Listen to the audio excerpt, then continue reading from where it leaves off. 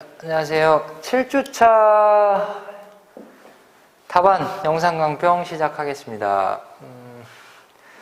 1번 문제는 20점짜리 문항이었고요. 글씨 굉장히 깔끔하고 좋네요. 읽기가 너무 편하고 좋아요. 배점 보면은 하나, 둘, 셋, 넷. 뭐 조금 넘어갔는데 괜찮다고 보여집니다. 보통 이제 20점짜리는 3페이지 반이나 3페이지 반보다 조금 적게 쓰는 게 좋고요. 그 다음에 두 칸 뜨시고 바로 이제 시작을 하셨고, 분량적인 측면도 조금 길고 이것도. 자, 문제 3번도, 이거 이제 저기 그 배점을 안 쓰셨네? 10점이겠죠? 이 정도 끝까지 조금 넘어가면 좋을 것 같은데, 결혼은 안 쓰셔도 되는데 또 쓰셨네? 그 다음에 이거는 뭐야? 글씨가 아주 좋네요. 자, 문제 4번. 병용의 필요성. 문제 5번. 좋아요. 좋습니다. 예. 전체적으로 이제 배점은 맞추려고 하는 노력 자체를 굉장히 많이 하신 것 같고요. 1번부터 조금 볼게요. 자, 시상가액 조정이랑 감정평가 시 가치의 삼면성 혹은 다양한 감정평가 방법을 고려한 경우 각각에 따른 시상가액 또는 시산 임대료를 상호 연결시키고 재검토하는 과정을 이룬다? 말한다. 그죠? 그 다음에 시상가액 조정을 각각 방법에 대한 결과의 조정으로 보는 협의의 개념보다 광의의 개념. 이거는 이제 그 말씀 쓰시려고 했나 보다. 이게 이제 시상가액 조정이라는 게 단순히 이제 가중치를 부여하는 과정이 아니라, 그죠? 적정한 방법을 적용하는 것부터 해서 결국은 이제 최종, 그죠? 감정평가액을 결정하는 과정, 그죠? 과정 전체로 보겠다라는 의도를 이제 써주신 거죠. 그죠? 좋아요. 좋습니다. 자, 그 다음에 시상가액 조정을 규정한 이후 가치의 삼면성을 반영하겠다. 시장 참여자는 경제재화의 가치 판단 시 재화가 시장에서 얼마에 판매되는지, 생산비용은 얼마나 들었는지, 어느 만큼의 효용을 줄지를 고려한다. 와, 죽이죠. 쓰기 굉장히 힘든 얘기예요, 이런 거. 가치의 삼면성에 대해서 지금 시장성, 비용성, 수익성에 대한 얘기를 이렇게 풀어서 쓰신 거죠. 부동산 역시 경제재화의 한 종류로서 이와 같이 가치 판단 과정에 놓여진다. 이거는 조금 세모. 그죠? 이거는. 이와 같은 가치 판단 요소를 고려하여야 한다. 그죠? 아니면은 가치의 삼면성을 고려해 판정할 필요가 있다. 이런 얘기가 나와야지. 따라서 감정평가 시 가치의 삼면성이 고려되므로 시상가액 조정이 요구된다. 뭐 좋습니다. 자, 재검토를 통해 신뢰도 증가. 뭐가 신뢰도가 증가? 아까 써주시면 좋았는데, 재검토를 통한 최종, 그죠? 최종 결과의 혹은 이제 최종 감정평가액의 신뢰성 증가. 이렇게 쓰시면 좋죠. 그죠? 목자를 짧게 쓰시는 것도 좋지만은 들어가야 될 내용들은 자르지 말고 그냥 써주시는 게 좋습니다. 감칙에서 시장가액 조정에 대해 규정한 이후로 재검토를 통한 감정평가에 대한 신뢰도 상승이 있다. 이것도 조금 이제 세모. 감칙에서 규정을 하고 있지만은 재검토를 통한 신뢰도 상승이라는 명시적인 문구는 없습니다. 그래서 이거는 조금 세모가 될 것 같고, 시상가액 조정을 광해 개념이라는 표현은 안 쓰셨으면 좋겠어요. 그냥 최종 감정평가액을 결정하는 전반적인 과정으로 이해할 때 이렇게 쓰시면 되지. 뭐죠 이거는? 자료의 검토 분석에서부터 시상가액 조정 과정이 된다. 감정평가 과정에 활용된 자료 등을 재검토하여 오류를 줄이고 정확한 가치 판정이 가능해지므로 시상가액에 대해 규정하고 있다. 괜찮네요. 자, 넘어가서 시상가액 조정 과정을 통한 논리성 확인. 시상가액 조정을 적용한 자료를 재검토할 뿐만 아니라 적용평가 방법의 적정성 여부, 최종 감정평가의 결정 과정의 논리성 등을 종합적으로 고려해야 한다. 좋습니다. 따라서 시상가액 조정 과정을 통해 감정평가서의 논리성을 확인하여 평가서의 문장이 꼬였어. 평가서의 질적 향상을 도모할 수 있다. 이렇게, 그죠? 도모할 수 있다. 이렇게. 조금 급하셨나봐, 문장 쓰시다가. 시상가액 조정 방법, 자료의 검토 및 분석. 그 다음에 뭐 쓰셨어요? 감정평가의 선정 및 적용. 그 다음에 결정 및 작성. 요거 이제 조금 핀트가 나갔는데, 이건 이제 전반적으로 이 시상가액 조정의 방법이라는 것 자체를, 그죠? 최종, 그죠? 감정, 평가액, 그죠? 결정, 과정이라고 봤다면, 일반적으로 들어가는 얘기들이 처음에 이제 적정한 방법의 적용부터 시작해서, 그죠? 적정한 방법의 적용부터 시작해서 뭐예요? 그 다음에 주된 방법에 의한 시산가액의 합리성을 검토하고, 그죠? 합리성을 검토하고 가중치를 부여한 다음에 최종 감정평가액을 결정하잖아요. 그죠? 요거대로 쓰시는 게 좋습니다. 요거대로. 이건 이제 뭐 제 기본서에도 그렇고, 우리 이제 그 스터디 하면서 나왔었던 예시 답안에 잘 정리가 돼 있으니까, 이렇게 좀 잘 정리를 해 주십사 조금 부탁을 드리겠습니다. 자, 평가 방법의 선정 및 적용. 이거 불편하네. 왜 이쪽은 안 나올까? 잠깐만요. 미안해요. 계속 안 나오네.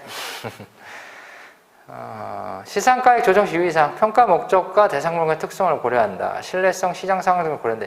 이거 이제 목특신시 제가 이제 외우라고 말씀을 드렸기 때문에 잘 외워서 쓰신 것 같고요. 그 다음에 결론. 시상가액 조정 가치의 삼면성 혹은 다양한 평가 방법 적용 시 필수 불가하게 거쳐야 하는 과정이다. 따라서 이 절차에서 고려해야 할 요인과 유의사항을 숙지하고 있어요. 이거는 좀 안 짚고 넘어갈 수가 없네. 절차에서 고려해야 할 요인과 유의사항을 숙지하고 있어야 된다.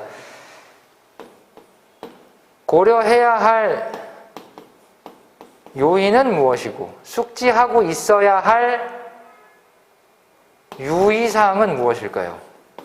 차라리 이걸 써주는 게 낫다라는 겁니다. 넓게 펼치지 마시고 그냥 조금 빗대서 조금 안 좋게 얘기하면 이런 거잖아요. 감정평가할 때 감정평가 결과에 영향을 미칠 수 있는 모든 요인들을 잘 고려해서 평가해야 합리적인 결과가 나올 수 있다. 말 자체는 멋있을지는 모르지만 알맹이는 쏙 빠졌죠. 그래서 벌리지 마시고 차라리 어떠어떠한 것들을 고려하고 어떠어떠한 유의사항을 숙지해야 한다. 이게 또 나올 수가 있다라는 생각이고요. 그 다음에 감정평가 방식의 이론적 근거. 감정평가 전통적 3방식은 3가지 방식이 있다. 이론적 근거. 자, 원가 방식과 기여의 원칙, 비교 방식과 대체의 원칙, 수익 방식과 체증 체감의 원칙. 이렇게 썼네? 그래요. 자, 이 이론적 근거 자체를, 이 이론적 근거 자체를 저것만 쓰신 거네? 가치 원칙에서 가지고 오신 거네? 좋습니다. 그것도. 그 다음에, 각 방식에 의한 토지, 원가 방식은 조성원가법으로 조성원가법만 쓸 건 아니지 않나요? 조성원가법 뿐만이 아니라, 공제 방식도 있고, 그죠? 공제 방식도 있고, 그 다음에 이제 다른 평가 방법으로 얘기를 하기도 하지만, 개발법이라는 것도 있잖아요. 그죠? 그 다음에 거래사례비교법, 공시이익가기준법, 수익환원법과 토지자녀법. 이것도 개가 안 맞습니다. 수익환원법과 토지자녀법은 병렬관계로 나올 수 있는 게 아니죠.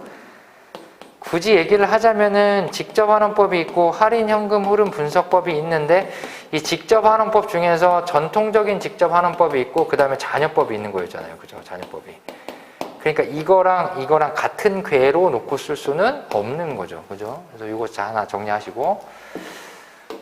그 다음에 감정평가 3방식의 장단점. 하나의 평가 방법을 적용해서는 적정한 가치평가 어렵다. 어떤 평가 방법에 가장 우월하지 않으면 각각의 방법마다 그 유용성과 한계가 있기 때문이다. 글 되게 잘 쓰세요, 지금.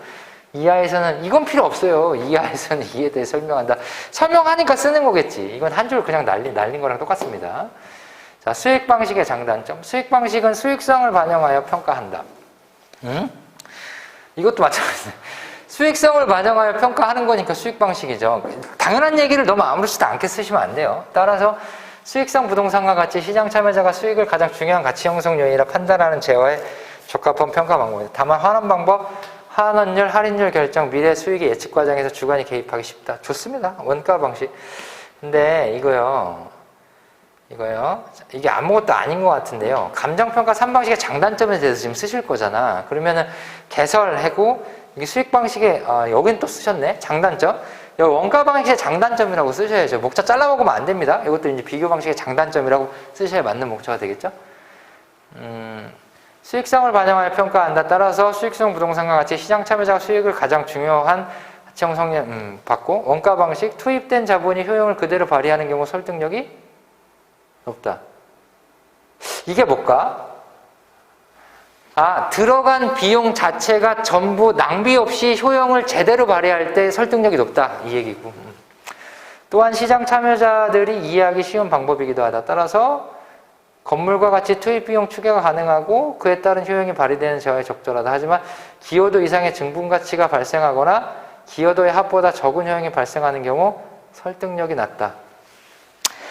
이거는 아마도 이제 그런 얘기를 쓰시려고 하신 것 같은데, 토지와 건물 같은 복합 부동산에 있어서 토지 얼마, 건물 얼마 이렇게 하는 것보다 둘이 합쳐져 가지고 증분 가치가 발생하는 경우에 있어서 설득력이 없다라고 이제 말씀을 하실 수도 있는데, 그거는 이제 충분히 건부 감가나 건부 증가 혹은 이제 프리미엄 반영을 통해서 또 할 수 있는 부분이기 때문에 이 표현은 조금 좀 안 맞을 수가 있어요. 비교 방식은 시장에서 가치 형성 요인이 유사한 물건의 가격을 기준으로 가치 추계하여 시장성을 반영한 동시에 설득력이 높다. 하지만 설득력이 높은 이유는 제시를 안 했습니다. 지금 반영하는 동시에 설득력이 높다라고 썼기 때문에 대상과 가치 형성이 유사한 거래 사례 포착이 어렵고, 이것도 단정 지을 수는 없어요.